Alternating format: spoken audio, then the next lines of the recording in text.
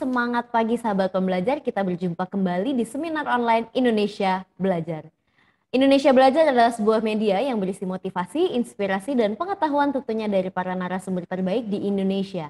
Hadir dalam platform mobile aplikasi yang sahabat pembelajar bisa langsung download di Google Play Store maupun di Apple App Store.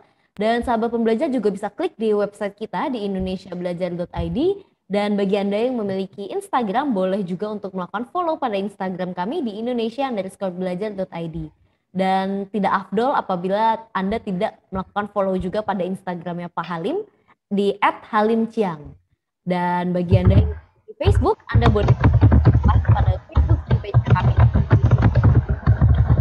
Kita membuat juga sebuah link WA di mana sahabat pembelajar karena di sana akan ada beberapa informasi dan juga tentunya materi-materi hari ini juga akan di-share di dalam WA group tersebut. Jadi jangan lewatkan untuk masuk ke dalam WA group tersebut dengan memberikan nomor WA sahabat pembelajar di chatroom ini.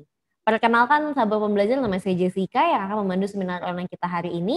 Dan seperti biasa setiap hari Senin pagi kita mengawali weekend kita, mengawali weekdays kita, dengan Bapak Halim Siang. Beliau merupakan co-founder of Ray Institute Center for Fitness Excellence, promotor hidup sehat yang bermisi mengajak, mengedukasi, dan menggerakkan sebanyak mungkin orang untuk hidup sehat lebih awal dalam upaya mewujudkan kualitas hidup lebih baik dan usia harapan hidup lebih lama. Tentunya beliau sudah hadir di tengah-tengah kita sapa terlebih dahulu. Selamat pagi Pak Halim, apa kabar? Selamat pagi Bu Jessica, selamat pagi sahabat pembelajar semua. Kabar saya syukurlah baik, semoga semuanya dalam keadaan yang baik juga. Amin. Luar biasa sekali, tetap jaga kesehatan ya Pak Halim ya. Dan tema seminar kita hari ini adalah agar tulang padat kembali. Nah, jadi menurut literatur yang ada, setelah umur 50, proses pengeroposan tulang menjadi lebih cepat daripada proses pembentukan tulang. Kabar baiknya, ada cara untuk mengatasi laju pengeroposan ini dan bahkan memadatkannya kembali. Sehingga kita bisa menikmati usia tua yang lebih kuat, mandiri, dan berkualitas. Nah, jadi sahabat pembelajar jangan keluar dulu sebelum seminar ini benar-benar selesai. Dan untuk Anda yang ingin bertanya, Anda boleh langsung tulis pertanyaannya di chatroom ini atau boleh melakukan raise hand untuk langsung berbicara kepada Pak Halim.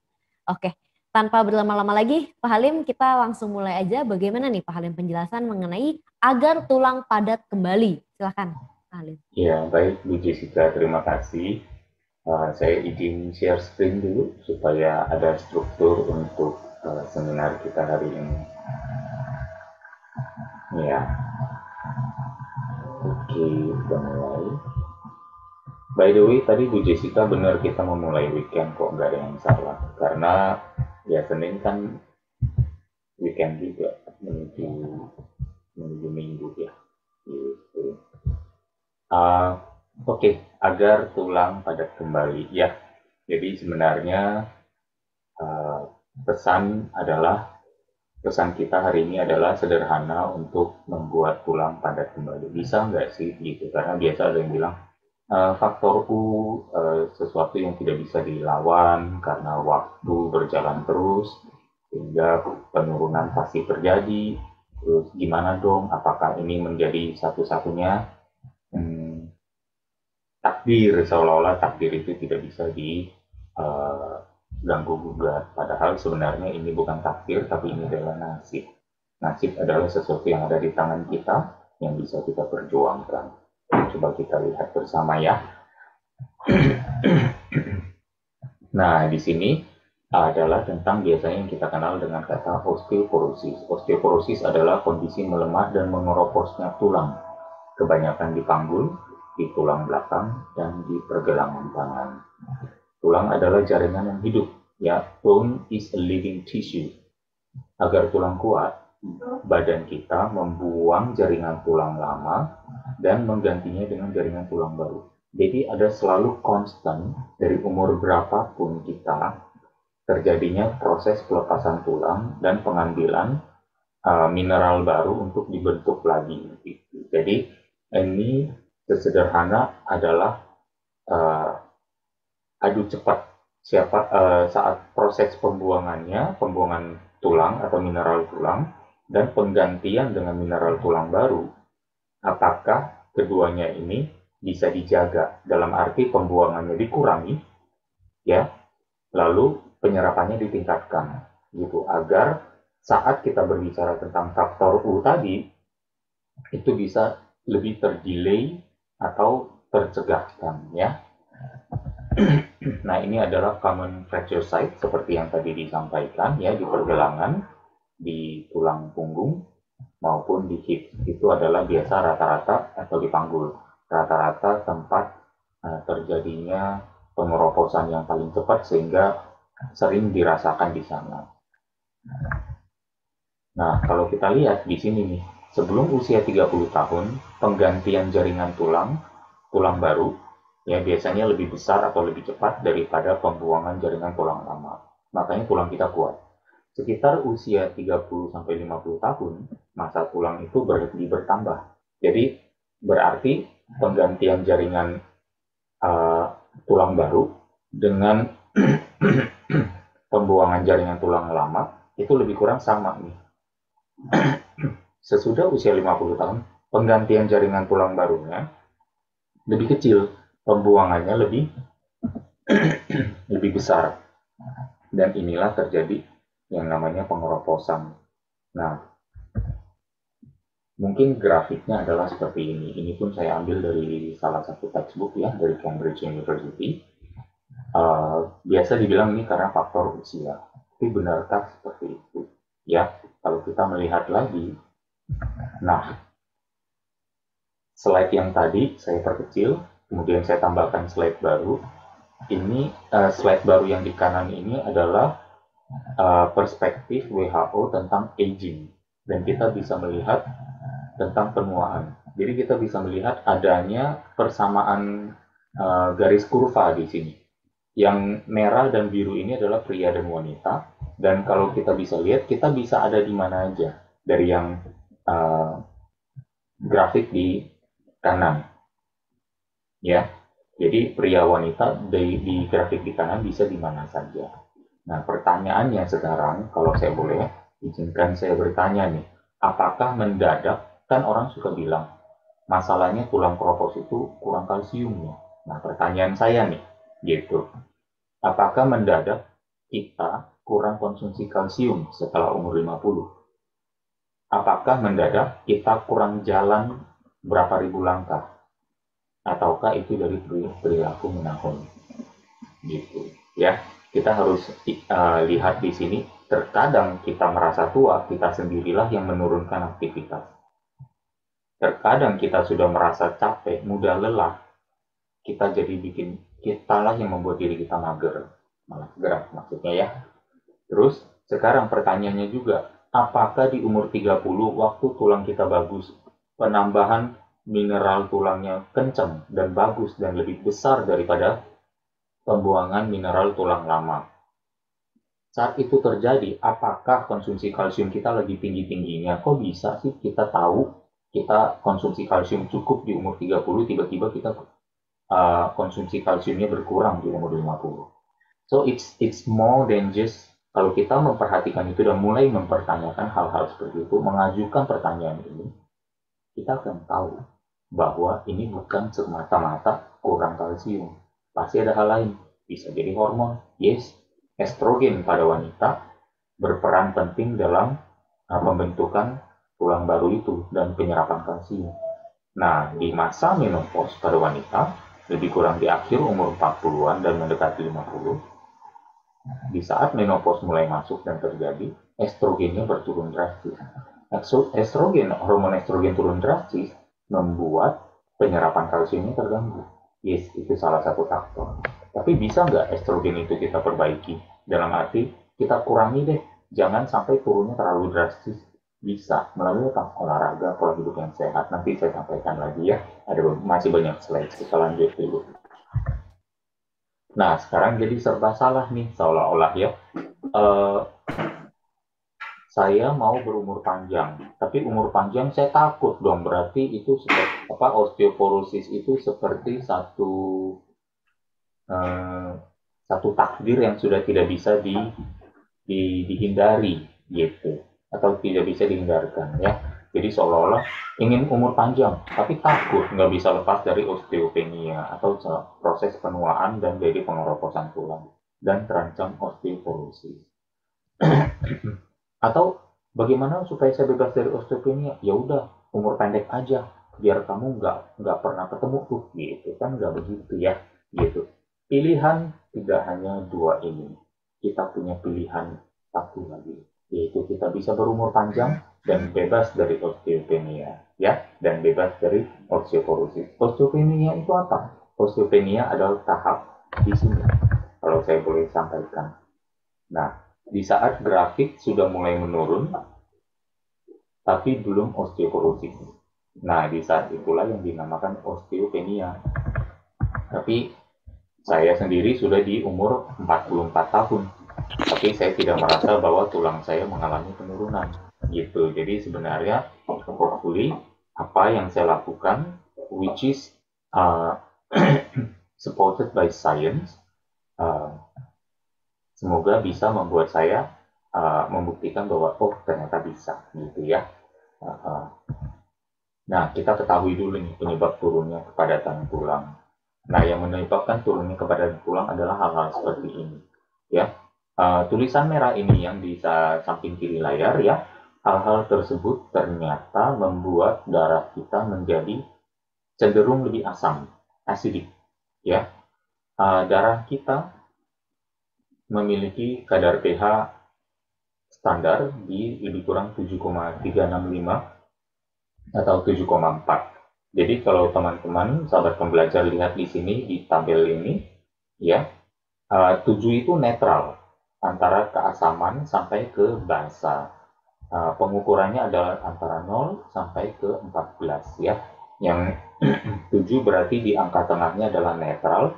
Darah kita baiknya adalah di 7,4 lebih kurang 7,365 spesifiknya.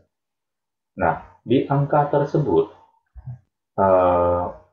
tubuh kita berada dalam harmoni. Nah, sementara hal-hal yang di tulisan merah ini membuat darah kita cenderung lebih asidik. Dropnya berapa banyak? 0, sekian saja.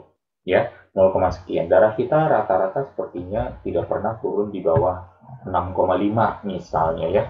Kalau darah kita di 6,5 mungkin sudah meninggal kita ya. Jadi penurunan yang sedikit saja sudah bisa menyebabkan imbalance yang besar sekali ya, karena penurunan 1 poin itu level keasamannya berapa kali lipat gitu.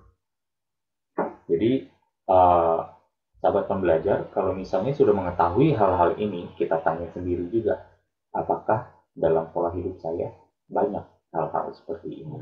Nah, coba dikurangi atau coba dihindarkan ya, atau bahkan dihentikan gitu. Stop the pattern, mulailah dengan pattern baru atau pola baru yang lebih baik. Nah, ini hanyalah satu bukti bahwa sebenarnya ada hubungan antara acidity, keasaman yang diproduksi oleh tubuh. Mungkin bisa mengecek dengan misalnya, kalau kita seumur hidup kita banyak waktu cek, misalnya medical check up, dan kita menemukan uric acid kita, ya asam urat kita angkanya selalu tinggi, maka ancaman osteoporosis itu mungkin akan lebih dekat. Karena ini hanya teori saja, ini hipotesa saya, ini bukan sesuatu yang saya bilang mutlak terjadi, tapi asumsi saya adalah seperti ini, dan kita bisa, nggak harus buktikan sih, jangan dibuktikan karena waktu tidak bisa diputar balik. Tapi minimum kita sudah bisa melihat adanya hubungan di sini. Ada studi ilmiah mengatakan acidity, blood acidity yang tinggi berpotensi mengkontribusikan pada pengeroposan tulang ya. Dengan level acidity itu menyebabkan tubuh kita perlu mengembalikan keasaman itu ke homeostatis. Tubuh berusaha berada dalam state of homeostatis. Dalam arti tubuh berusaha membawa kondisi senormal mungkin, dan untuk bisa senormal mungkin dalam hal keasaman darah yang sudah mulai makin asam dan makin mengental, tubuh akan mencari donor di dalam tubuhnya untuk menyebabkan si keasaman itu balik lagi ke basa. ke 7,4 tadi atau 7,365 itu. Dan donor utamanya adalah si kalsium yang diambil dari tulang, ya. Dan sahabat pembelajar bisa melihat di sini, oh iya, berarti kayaknya nih kalau kita mau ceritanya agar cocok logi yang benar, kayaknya ada hubungannya nih. Kalau saya banyak asam urat saya tinggi terus, ada kemungkinan tubuh saya mendonorkan kalsiumnya lebih banyak untuk mencoba menetralkan si keasaman darah itu ke pH yang normal. Dan akhirnya saya lebih mudah terancam osteoporosis waktu menopause itu datang atau waktu di usia 50 itu datang. Jadi apa yang harus saya lakukan? Nah, hal-hal ini dihentikan gitu ya. Oke, kita lanjut dulu. Jadi ini juga membuktikan bahwa ternyata dengan rasa stres ya badan kita menjadi lebih asidik ya. Dan ini sudah mulai didengungkan juga, sudah banyak sih para pakar ya yang menuliskan artikel ini, ditulis oleh seorang dokter juga ya. Jadi saya bukan dokter sih, tapi makanya saya tethering nih yaitu informasi seperti ini. Karena biasa kalau bukan dokter, omongan saya suka jarang didengar gitu ya. Jadi kalau misalnya nebeng-nebeng dokter itu baru mau didengar ya boleh lah gitu ya. Beberapa bentuk stres, misalnya hal-hal seperti ini, perasaan seperti ini kita timbulkan karena kita tidak berada di present moment. Jadi kita perlu untuk ini biasanya kita melihat ke belakang ataupun ke depan ya. Kalau ke depan kita jadi cemas, kita jadi takut, kita jadi mungkin was-was ya, kita menjadi mungkin putus asa ya. Tapi kalau melihat ke belakang kita malah jadi marah, merasa bersalah, merasa gusar dan lain sebagainya.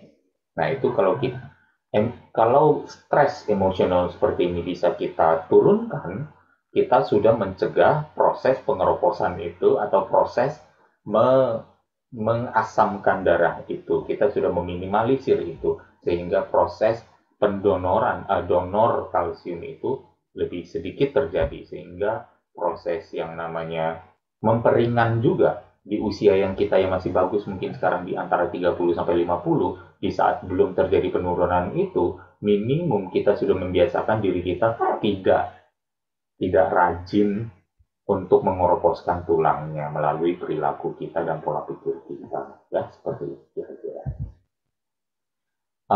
Dan secara spesifik juga adalah terapi beberapa jenis obat ya medikasi berkepanjangan dan beberapa diantaranya adalah obat-obat seperti ini ya juga pengobatan banyak termasuk untuk pernapasan, untuk rematik, untuk inflamasi usus dan beberapa kondisi kulit. Kalau kita menggabungkan semuanya gitu maka ancaman osteoporosis atau pengeroposan tulang itu akan lebih dekat lagi gitu ya. Kembali lagi ancaman itu kita yang buat sendiri ya, kita yang dekatkan diri kita ke sana. Jadi semua ada di tangan kita untuk kita hentikan prosesnya. Nah, sekarang ini juga ya medication induced osteoporosis. Jadi kita melihat di sini jelas sekali ya bahwa medikasi bisa menimbulkan meninduce yang menjadi salah satu trigger untuk osteoporosis dan itu berawal dari mana? Ya balik lagi. Ya, medikasi itu biasanya bersifat racun.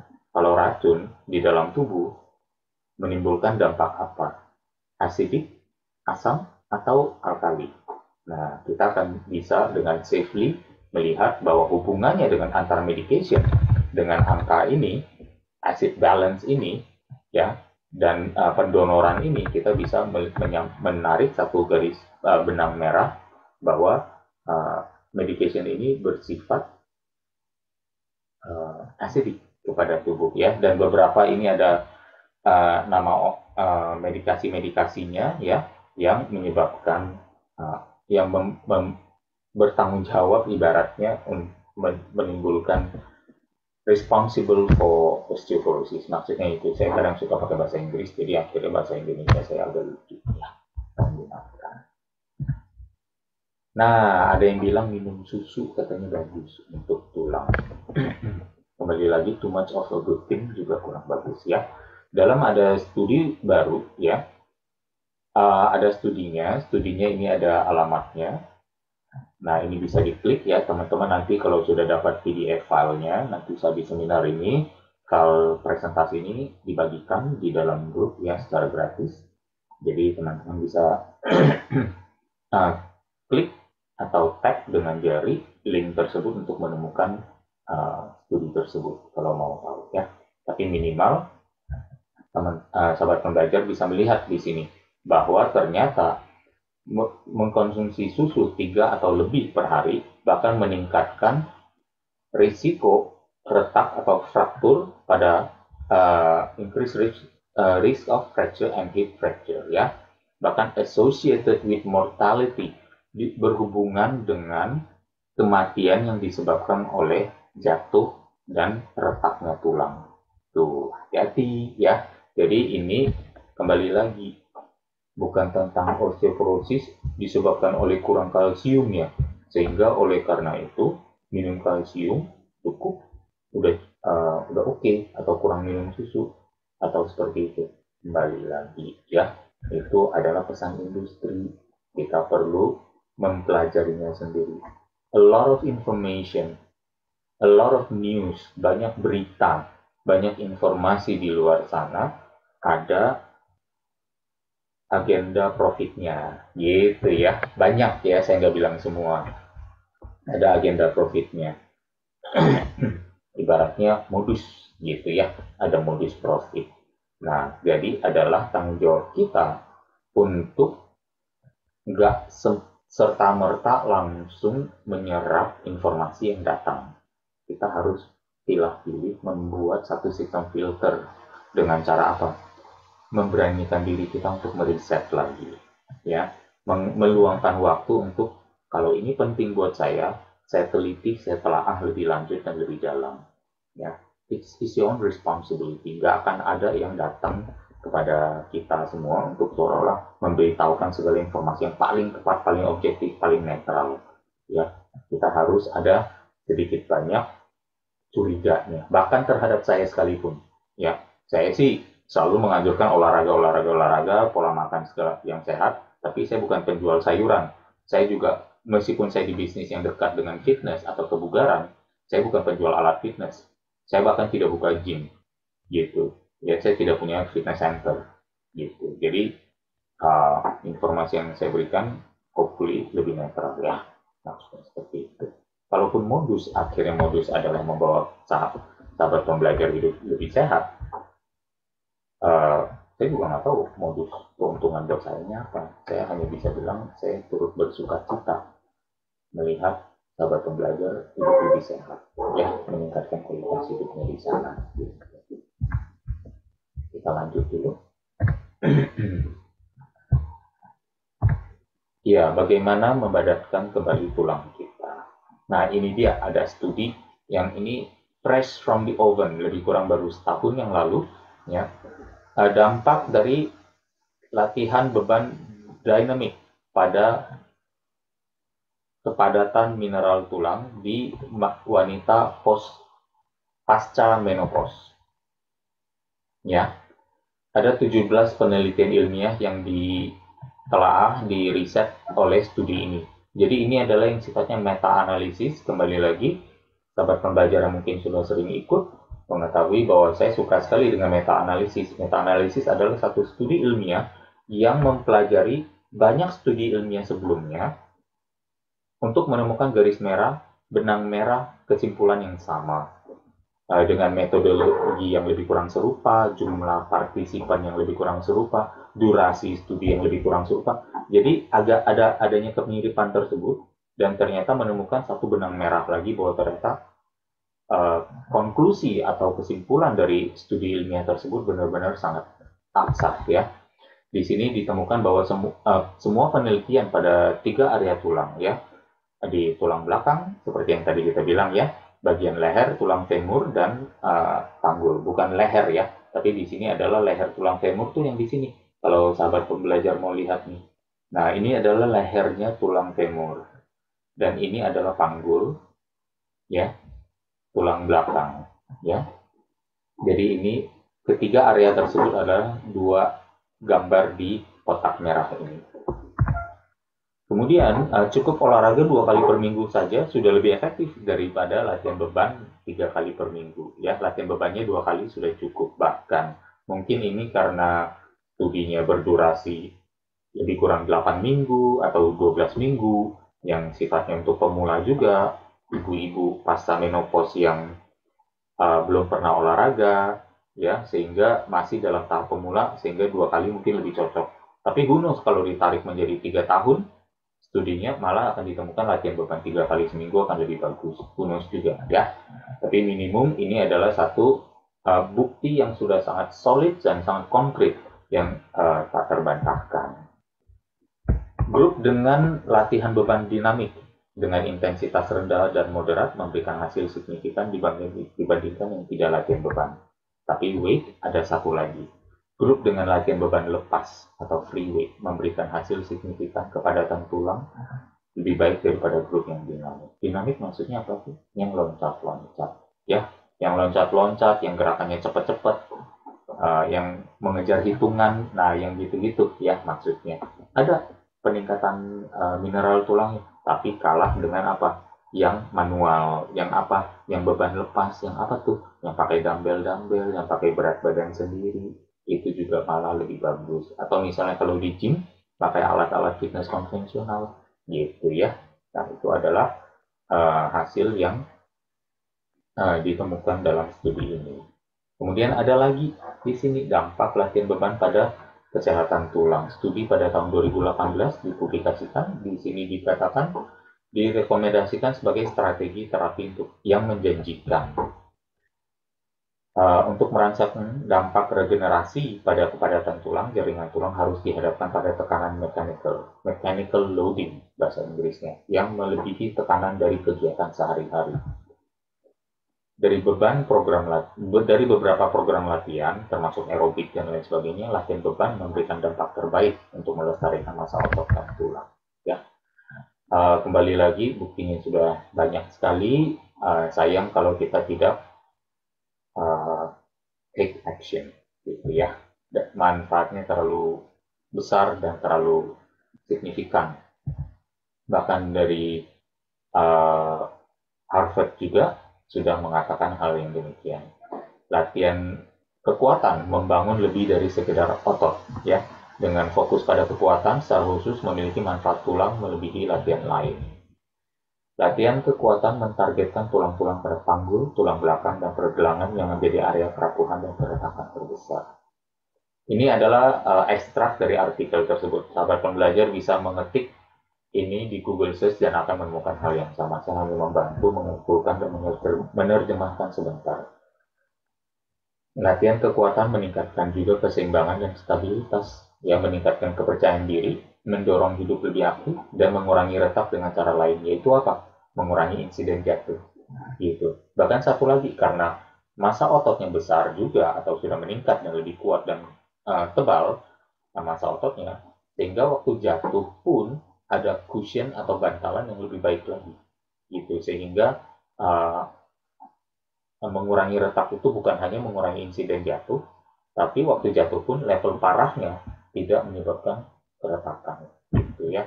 Jadi manfaatnya terlalu besar. Ini yang saya bilang kita tidak memiliki hanya 2 pilihan. Saya mau tua, tapi takdirnya tulang yang keropos. Saya nggak mau tulang keropos. Ya kalau gitu jangan hidup tua-tua. Bukan begitu ya. Kita bisa hidup panjang sampai tua dengan tulang yang kuat. Maksudnya itu ya. Nah, kalau bagi sahabat pembelajar yang ingin menemukan lebih banyak lagi, membaca lebih banyak artikel, ini adalah linknya. Bisa diklik nanti ya, untuk dibaca sendiri. Bagi yang mengerti bahasa Inggris, ya semoga mengerti semua lah ya, hari ini gitu katanya. Oke, untuk mengembalikan kepadatan tulang, berarti kita perlu melakukan yang sebaliknya. Jadi satu, setelah kita hentikan kebiasaan kita mengeroposkan tulang, sekarang kita bukan saja menghentikan, tapi kita tambah kebiasaan baru kita untuk mengembalikan kepadatan tulang, ya, agar membuat darah kita sedikit lebih lama berada di state alkalin, ya. Ini beberapa kebiasaannya, nanti bisa dibaca kembali. Dan baliklah kita ke hal yang agak unik, meditasi. Ya, mengapa meditasi? Karena meditasi sejatinya esensinya adalah membantu kita untuk meredam stres. Dengan kita tidak ada stres, kita dihindarkan dari kondisi darah asam. Dengan kita tidak stres, kita terhindar dari tulang yang harus mendonorkan kalsium. Ya, dengan meditasi kita juga bahkan menjaga darah kita selalu berada di state of alkalinity, gitu ya. Bagus sekali manfaatnya. What the science says about effectiveness of medication. Bukan medication, tapi meditation. Ya, jadi meditate, not medicate. Ya, jadi meditation.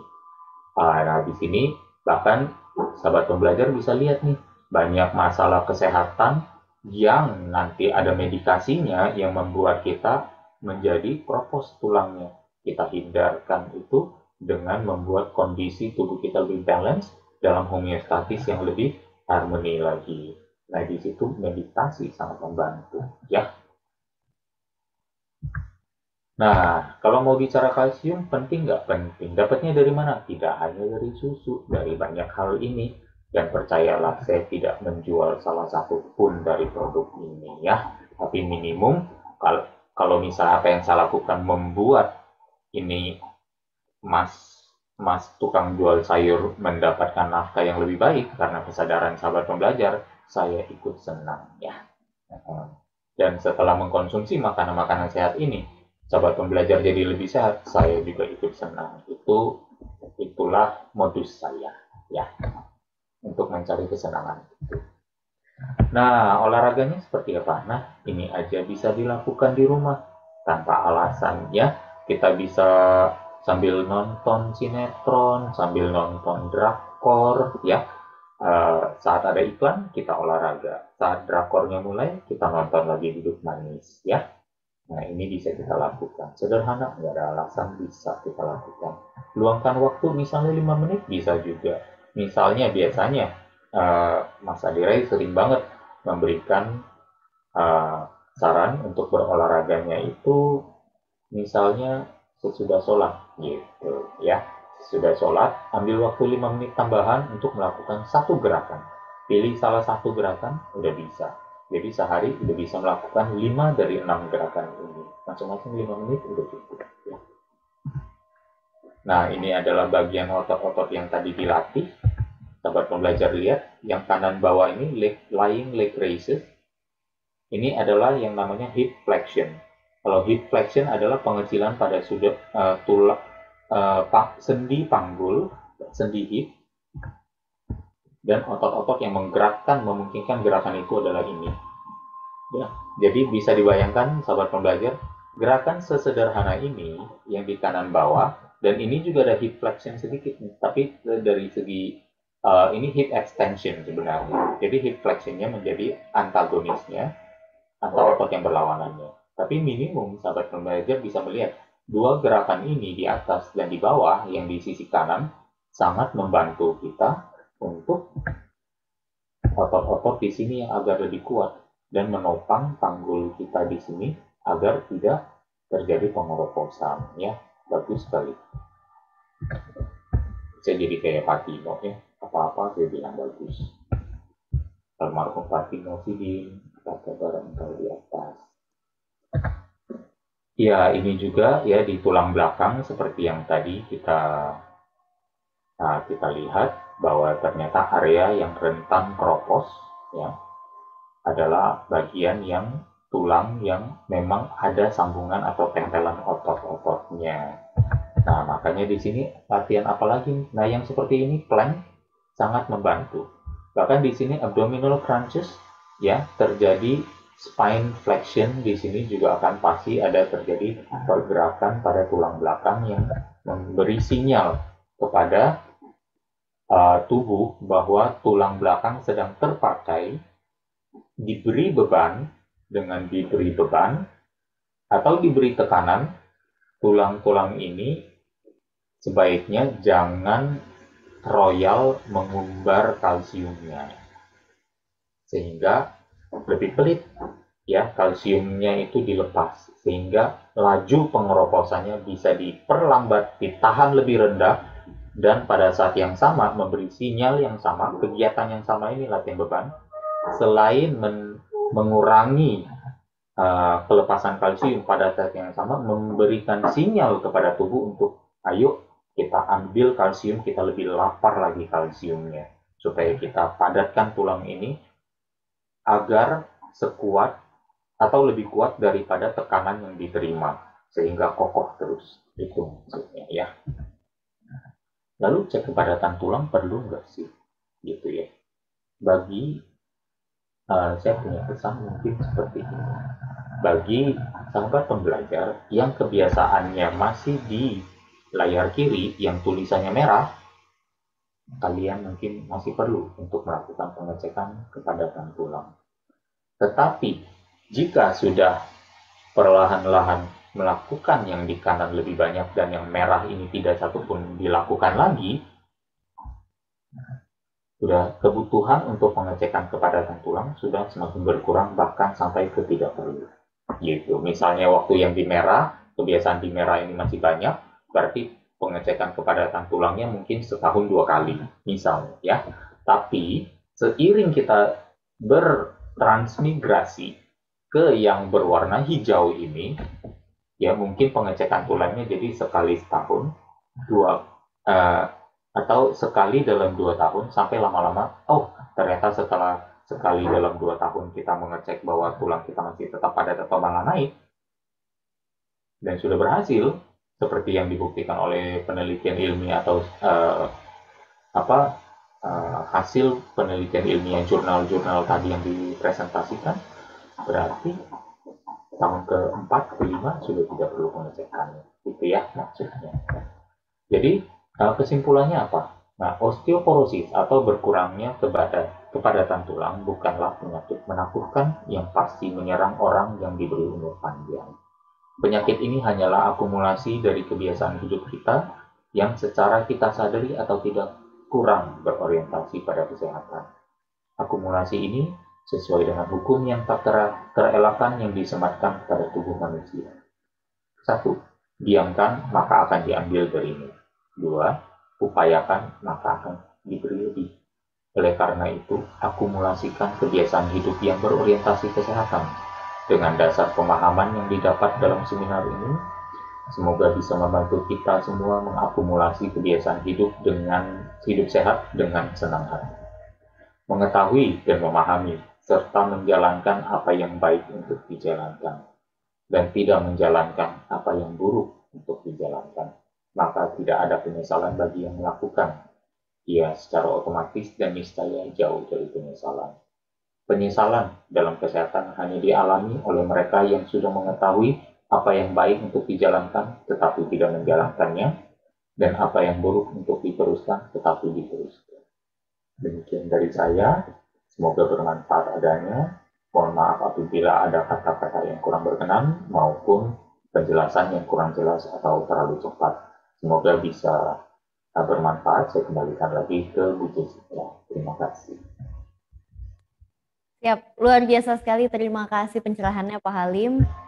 Jadi dapat dikatakan bahwa memang kita dapat tidak mengeroposkan tulang kita sendiri ya Pak Halim, dengan cara-cara yang tadi Pak Halim sudah berikan. Dan tentunya saya akan ingatkan kepada sahabat pembelajar, bagian yang bertanya Anda boleh aja raise hand untuk bicara dengan Pak Halim, atau lakukan chat saja di dalam chat room, atau sahabat pembelajar juga boleh melakukan memberikan nomor WA-nya sahabat pembelajar untuk masuk ke dalam WA grup kita, karena nanti materinya Pak Halim akan di-share di sana.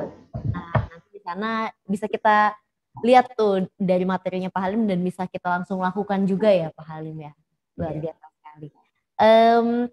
Pak Halim, apakah ada makanan yang dapat, tadi itu kan Pak Halim sudah memberikan makanan yang dapat tidak mengkeroposkan tulang kan, maksudnya ya yang kayak kalsium maksudnya. Ya. Apakah ada makanan yang dapat mengeroposkan tulang Pak Halim? Jadi yang kita makan tapi ternyata bisa membantu untuk mengeroposkan tulang. Medikasi salah satunya pasti, ya yang tadi sudah ini. Kalau bagi yang suka dikit-dikit ada keluhan langsung makan obat, ya mungkin ada salah satu yang mungkin lebih berisiko. Siapa lagi? Konsumsi gula yang banyak. Hmm. Uh, karena gula itu ternyata yang memunculkan respon asidik di dalam tubuh ya. Kemudian karena asupan gula yang tinggi, insulin jadi meningkat, darah mengental. Karena darah mengental, tidak mungkin adalah darah yang alkalin. Darah yang mengental itu biasanya adalah darah yang asam. Jadi mungkin kebiasaan mengkonsumsi apa ya, tepung, gula pasir, kemudian satu lagi mungkin ya, soda. Nah, soda juga banyak sekali Oda ya, menyebabkan Pak Halim. ya pengeroposan tulang. Siap. Terima kasih, Pak Halim. Bagi Anda yang ingin bertanya, Anda boleh langsung tulis saja di chat room, nanti kita akan bahas bersama-sama. Dan tadi Pak Halim ada sempat bicara mengenai pengecekan tulang ya Pak Halim ya. Nah, boleh nggak Pak Halim share sedikit hasil dari pengecekan tulang itu biasanya seperti apa ya Pak Halim? Ya, biasanya mungkin sebenarnya ini juga agak unik ya. Saya pernah dulu ada slide-nya, kebetulan yang kali ini tidak saya tampilkan, karena buat saya mungkin signifikansinya kurang. Kenapa? Uh, Hasil itu biasa diadu dengan hasil kepadatan tulang orang pada umumnya gitu. Nah, orang pada umumnya itu banyak yang olahraga atau tidak gitu. Kita akhirnya bisa melihat di situ karena begini, kesadaran berolahraga orang menurut IRSA ya, International Health and Recreation Sports Association, itu dulu ada presentasinya waktu masa di Amerika. Mereka menemukan bahwa kesadaran berolahraga yang paling tinggi itu adalah lebih kurang 17-20% dari total penduduk suatu negara maksudnya. Kesadaran berolahraga suatu negara yang paling tinggi di dunia itu adalah 17-20%. Dan kesadaran dan negara apa saja memiliki kesadaran seperti itu. Dalam laporan mereka adalah Spanyol, Australia, termasuk negara-negara yang paling rajin berolahraga. Gitu. Dan di mana Indonesia gitu? Indonesia itu ada di less than 2%, di bawah 2%. Jadi 1/8 sampai 1/10 dari negara yang paling rajin. Nah, dengan kenyataan ini, seberapa bagus rata-rata kepadatan tulang orang Indonesia pada umumnya gitu. Nah, karena kepadatan tulang pada umumnya itulah yang dipakai. Apalagi 2/3 dari pria di Indonesia misalnya adalah perokok gitu. Belum lagi mungkin konsumsi soda di Indonesia akhir-akhir dulu beberapa tahun ini meningkat pula gitu. Jadi kalau kita bisa melihat, nah takutnya parameter rata-rata orang seumuran itu juga kurang akurat, sehingga akhirnya waktu kita melakukan pengecekan, oh Anda aman kok karena Anda berada di atas sedikit rata-rata, atau Anda masih ada di rata-rata orang pada umumnya. Lah kalau orang pada umumnya kurang sehat, apa ya? Apa kalau misalnya patokannya sendiri yang menjadi patokan adalah kurang tepat, berarti hasilnya yang kita anggap oh ini aman nih kita, aduh lega deh. Hasil yang lega itu ternyata melegakan itu adalah ternyata bukan dari patokan yang tepat. Kan kayaknya agak kurang bertanggung jawab kalau saya tampilkan gitu. Jadi makanya akhirnya saya memutuskan untuk tidak menampilkan slide tersebut. Tapi bisa dicari kok. Sebenarnya ada ininya, ada patokannya dan bisa kita pelajari sendiri. Ya, Pak Halim. Terima kasih. Jadi bagi Anda yang ingin tahu hasilnya itu seperti apa untuk pengecekan tulang, nanti kita bisa cari di Google ya Pak Halim ya. Iya, tanya Library Global. Ya, oke. Baik, terima kasih Pak Halim.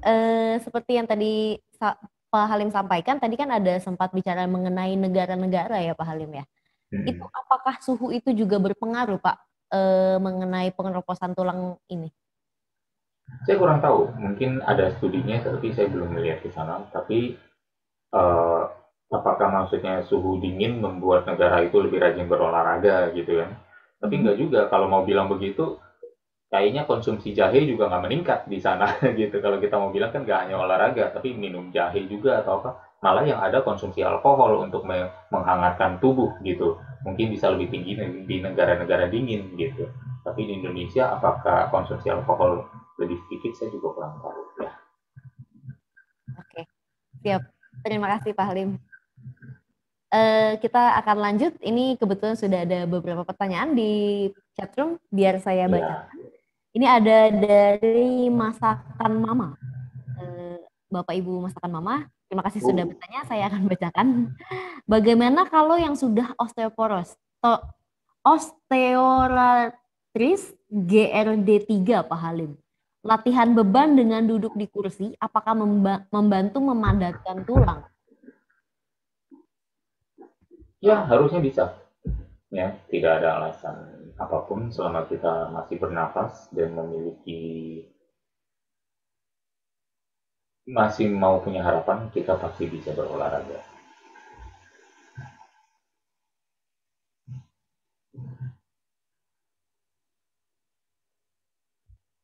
Ya, begitu aja jawabannya.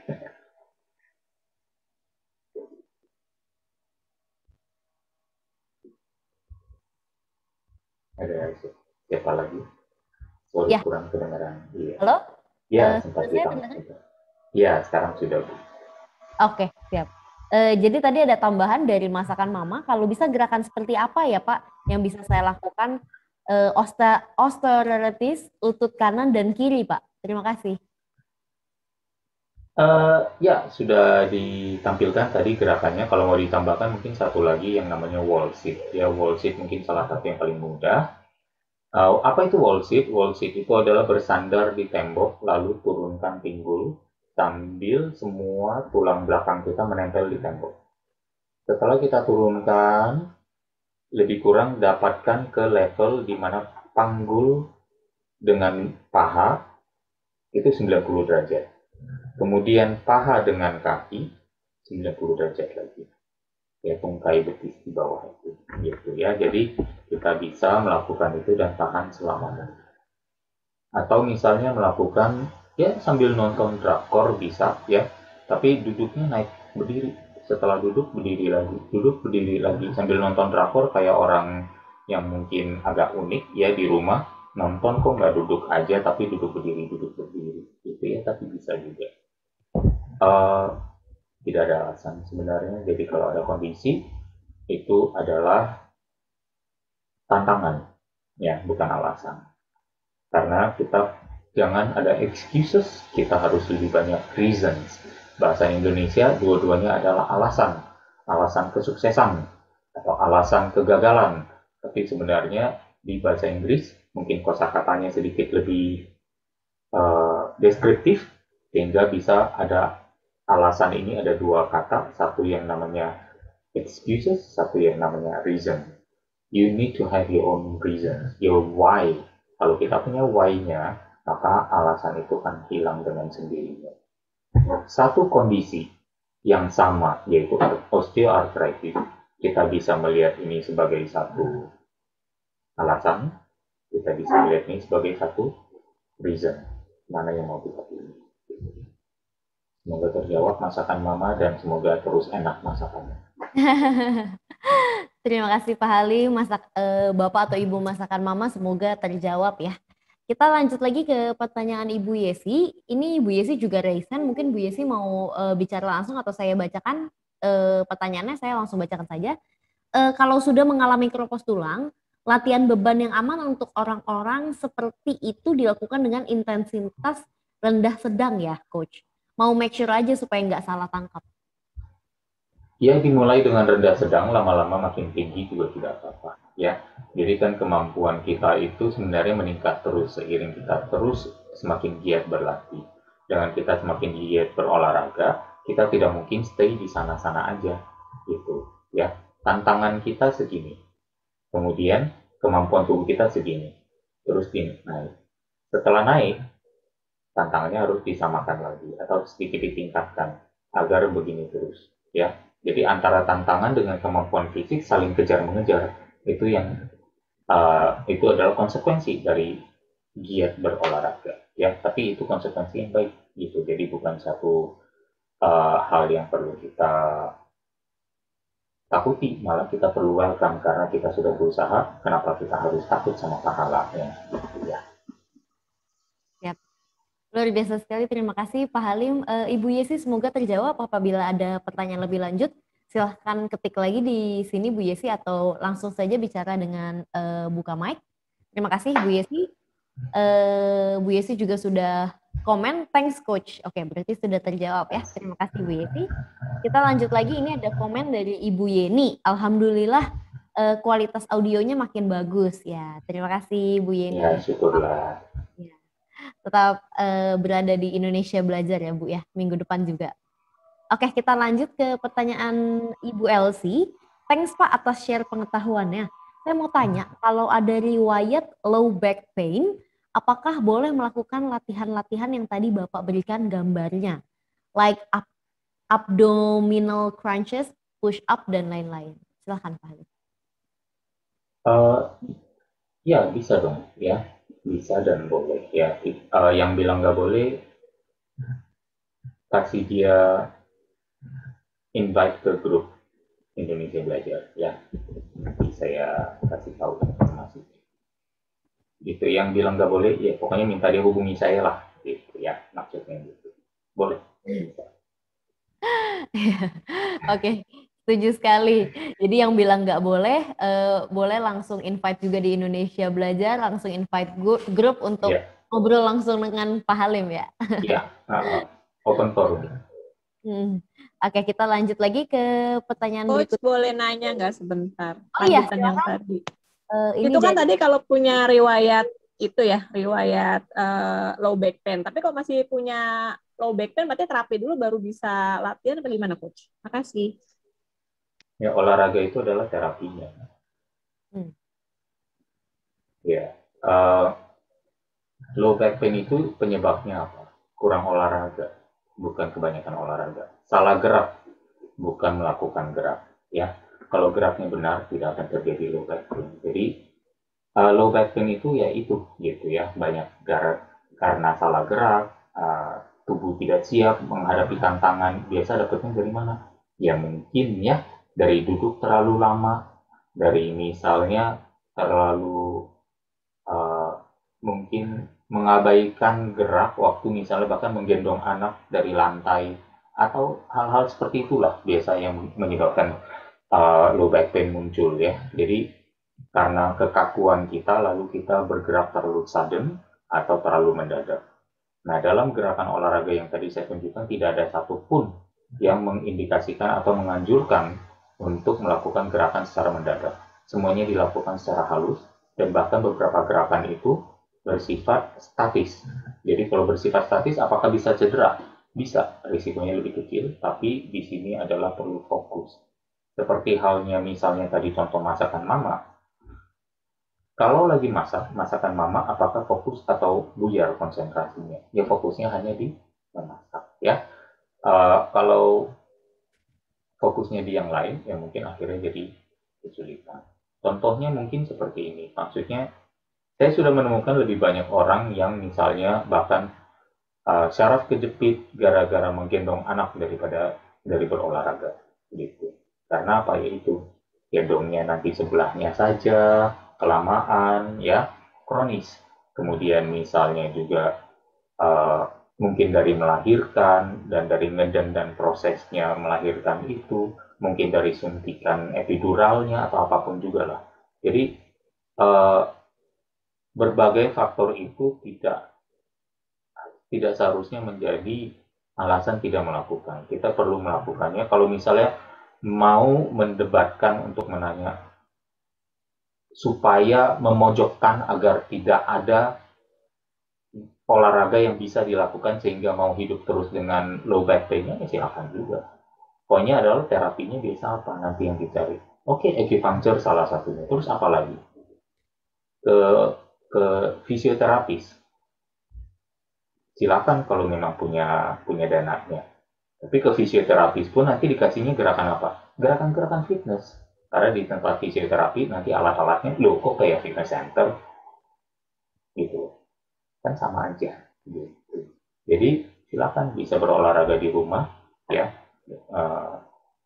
Kalau ada ingin meng-hire fisioterapis, bagus juga gitu. Kalau nanti di sana diberikan latihan-latihan yang sama, ya jadi tahu ya gitu bahwa sebenarnya mungkin harus bayar kali ya, bukan gratis baru jadi mau tergerak untuk ini gitu, berolahraga. It's very simple. It's very simple. Semoga terjawab. Siap. Terima kasih Pak Halim atas jawabannya. Ibu Elsie semoga terjawab ya. Dan seperti yang tadi Pak Halim sudah sampaikan bahwa pain itu jangan kita jadikan sebagai pintu ya, ataupun halangan, tapi kita jadikan sebagai motivasi untuk kita makin berolahraga dan berpola hidup sehat. Kita lanjut lagi ke pertanyaan berikutnya. Ini ada dari Ibu Fitra. Saya akan bacakan. Selamat pagi Pak Halim, izin bertanya. Penderita osteoporosis apakah menyebabkan tinggi badan berkurang, Pak? Terima kasih. Saya kurang tahu, mungkin. Ya, kepadatan itu balik lagi, tinggi badan berkurang kebiasaan karena bungkuknya. Karena menyusutnya otot sehingga akhirnya menjadi membungkuk. Bahkan bisa jadi karena penyusutan otot. Lihat ya, misalnya kalau tadi masih ingat ke slide yang ada, saya coba share sebentar lagi.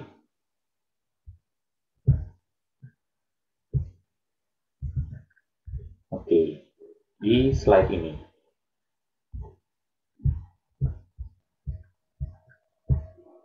Oke. Nah, ini slide menarik, ini salah satu hal menarik juga, pertanyaan yang bagus ya. Tulang kita mungkin tidak akan memendek karena dia mengeropos. Dia panjangnya akan tetap sama,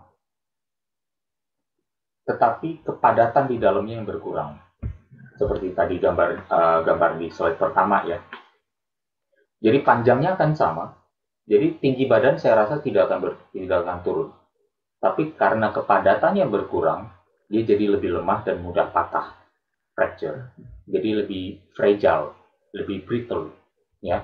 Tapi karena otot, saya berusaha mengeluarkan kursor saya. Karena otot makin melemah,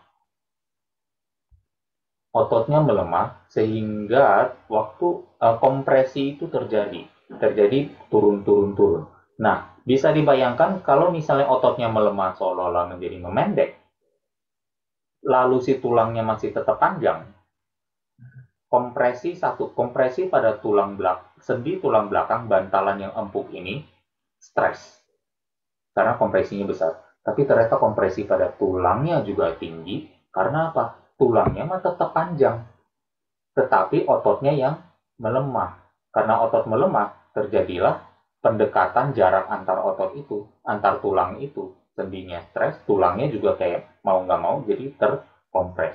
Untuk menghindari itu, ada rasa sakit yang kurang enak atau kurang nyaman pada tulang, akhirnya si orang yang semakin tua itu membungkuk dan tinggi badannya jadi turun.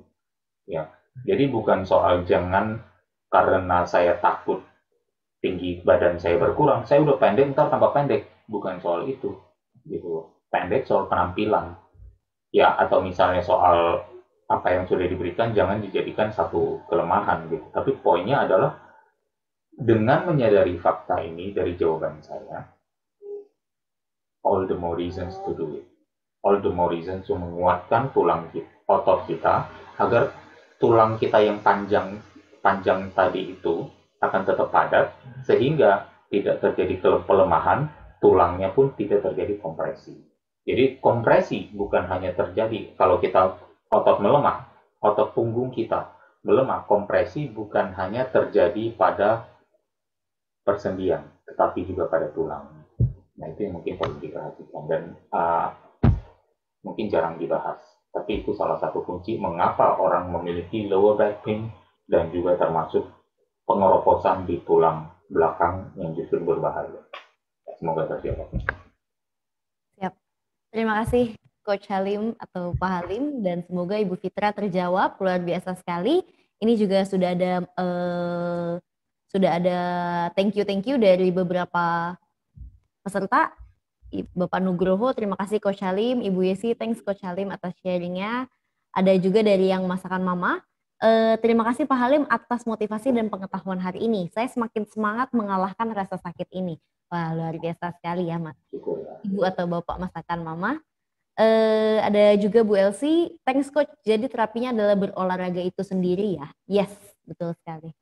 Terima kasih Bu Elsie, terima kasih juga sahabat pembelajar yang lain, dan terima kasih juga Pak Halim. Tidak terasa ternyata sekarang sudah jam 11.11. Oh, wow. Iya, nggak terasa ya Pak ya. Iya, kasihkan ngobrol. Iya, jangan lupa untuk sahabat pembelajar, kita minggu depan akan bertemu lagi dengan Pak Halim, tentunya dengan tema yang tidak kalah menarik dari hari ini. Saya akan ingatkan kepada sahabat pembelajar bahwa jangan lupa untuk masuk ke dalam WA group kita, karena di dalam WA group nanti Pak Halim akan share materi kita hari ini, dan tentunya itu sangat membantu dan juga mengingatkan kita untuk pelajaran kita hari ini ya. Jangan lupa untuk memberikan nomor WA sahabat pembelajar, kita akan langsung masukkan ke dalam WA group. Terima kasih juga untuk Pak Halim, luar biasa sekali pencerahan hari ini. Sahabat pembelajar juga saya ucapkan terima kasih. Jangan lupa boleh untuk open mic-nya kita ucapkan sama-sama terima kasih kepada Pak Halim. Saya Jessica dan beserta tim Indonesia Belajar mohon undur diri. Kita jumpa lagi di minggu depan. Stay safe and stay healthy. Terima kasih. Terima kasih.